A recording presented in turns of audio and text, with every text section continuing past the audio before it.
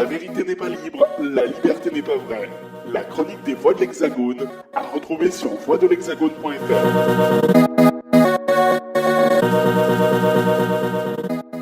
La chronique des voix de l'Hexagone avec Ella Micheletti. Bonjour Ella. Bonjour Martin. Voix de l'Hexagone.fr, on rappelle évidemment l'adresse. Et aujourd'hui, vous attelez à un sujet très intéressant, celui du lien entre la nourriture et les réseaux sociaux. Oui, tout à fait Martin. En effet, si vous avez tendance à vous laisser happer par les réseaux sociaux comme bon nombre de personnes, vous n'avez pas pu les manquer. Ils sont là, sous votre nez. Les bowl cakes, des sortes de gâteaux composés d'œufs, de flocons d'avoine, de bananes, parfois de purée d'amandes, de beurre de cacahuètes, bref, tout ce que vous voulez, et cuit au micro-ondes. Ou les porridge aux graines de chia et fruits rouges en plein hiver, les smoothies comme unique petit déjeuner. Au niveau des autres repas, on trouve aussi des photos de bols de 15 légumes différents. Ils sont de toutes les couleurs, dressés plus joliment que votre table de Noël que vous aviez mis 2 heures à préparer. Ces plats, considérés comme ultra-diététiques, servent une tendance qu'on appelle depuis des années la pornographie culinaire, ou en anglais le food porn. Alors, qu'est-ce que le food porn? Concrètement, on partage 130 photos de ses repas, voire de ses courses.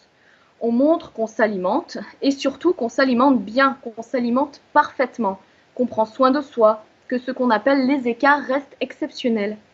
Car la nourriture, c'est la santé. Si nous ne le savions pas encore depuis des siècles, certains youtubeurs et instagrammeurs sont là pour nous illuminer de leurs rayons. Et leurs photos rayonnent, c'est le cas de le dire. Lumière parfaite, couleurs chatoyantes, présentation impeccable. Bon, parfois on peut tomber sur 2 ou 3 pizzas, hamburgers ou bons petits plats du terroir, des plats bien caloriques. C'est là tout le paradoxe d'Instagram.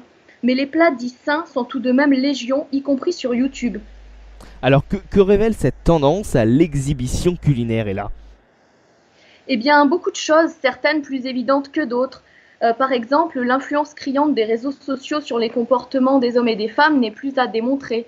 Bien qu'un écran et parfois des milliers de kilomètres nous séparent d'une photo ou d'une phrase, nous sommes parfois touchés, blessés, envieux, jaloux, enthousiastes, bref, nous passons par une montagne russe d'émotions qui influent sur nos actes.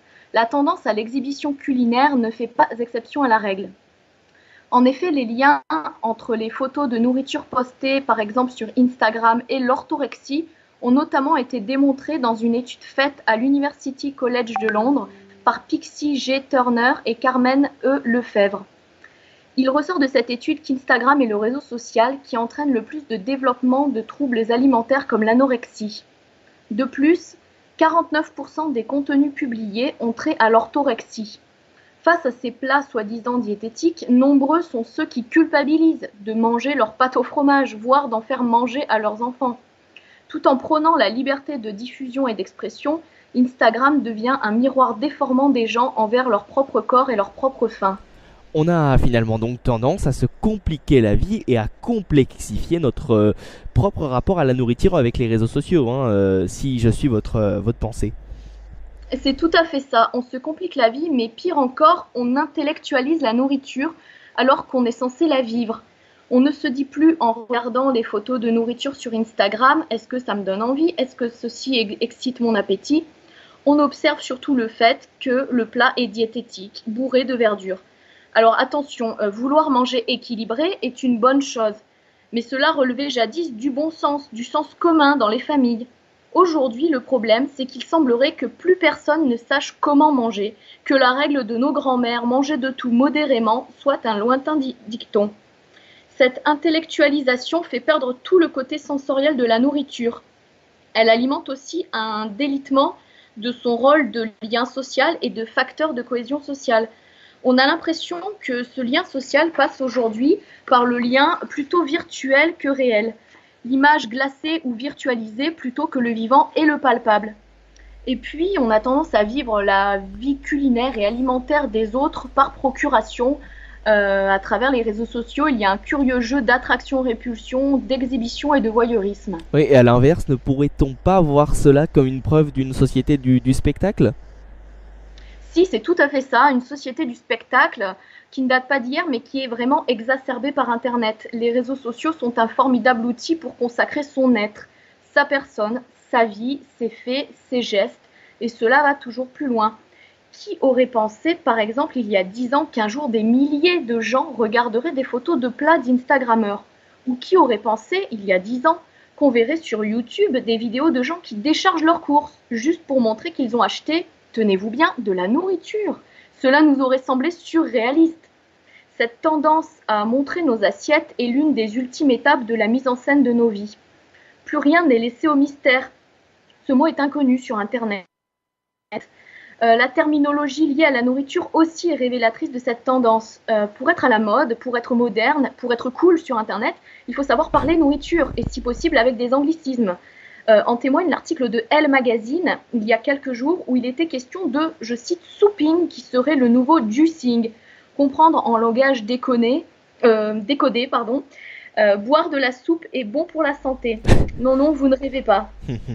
Enfin, sur le fond, on peut analyser rapidement ces contenus alimentaires diffusés comme une preuve de plus du fossé entre plusieurs France. Je m'explique.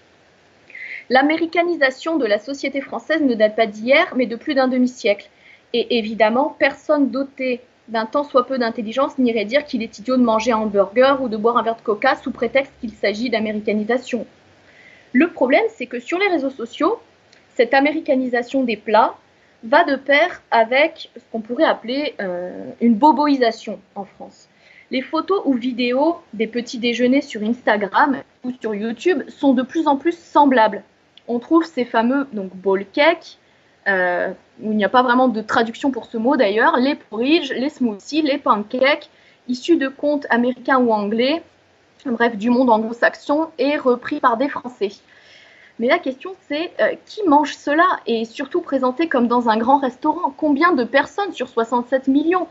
Les tendances culinaires affichées sur les réseaux sociaux représentent un entre-soi, un temple du tout diététique, convaincu d'avoir le monopole du bon repas. Il y a de ce fait une homogénéisation des plats. Si vous tombez sur un compte Instagram avec un porridge, vous pouvez être sûr d'avoir les tartines d'avocat saumon et les salades d'épinards tofu à l'ail des ours et graines germées derrière. Sauf que ce qui était original à la base devient banal. Il y a une perte de la diversité culinaire sur les réseaux sociaux. On peut ajouter à cela la malheureuse tendance hygiéniste qui diabolise certains aliments, voire même certaines catégories entières d'aliments, et vous obtenez le culte du sans rien en photo. Alors qu'est-ce que le culte du sans rien? Eh bien c'est le culte du sans gluten, alors que les réels intolérants représentent moins d'1% de la population française. Les sans glucides, les sans sucre, les sans gras, les sans laitage, les sans viande, voire même totalement les sans protéines.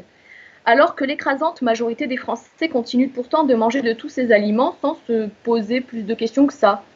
Ou en tout cas en veillant à privilégier des circuits courts ou des modes de diffusion plus sains. Mais une fois encore, les réseaux sociaux sont un microcosme face à une majorité indifférente. C'est un peu la France bowl cake versus la France tartine de beurre café au lait, de vache bien sûr. Et bien voilà, merci beaucoup Ella pour cet éclairage, cette opinion portée donc sur ce lien entre la nourriture et les réseaux sociaux. Également à lire en ce moment sur votre site voixdelhexagone.fr un entretien avec Anicet Le Pors qui a été sous le gouvernement de Pierre Mauroy, ministre délégué auprès du Premier ministre puis secrétaire d'État chargé de la fonction publique. Eh bien vous avez interviewé cet économiste de formation qui reste aujourd'hui un électron libre de la politique française. Oui, c'est bien ça. Un entretien très enrichissant. Oui, autour alors évidemment d'Emmanuel Macron et de la justification d'une politique publique territoriale plus affirmée que ses prédécesseurs, mais également donc des questions d'actualité. Je crois que vous avez traité du cas Gérald Darmanin, du cas Bruno Le Maire. Voilà, un entretien donc qui est à retrouver sur votre site internet voixdelhexagone.fr. Merci beaucoup Ella Micheletti donc des voixdelhexagone.fr et à très vite. Merci beaucoup Martin, bonsoir. Quand la vérité n'est pas libre, la liberté n'est pas vraie. La chronique des Voix de l'Hexagone à retrouver sur voixdelhexagone.fr.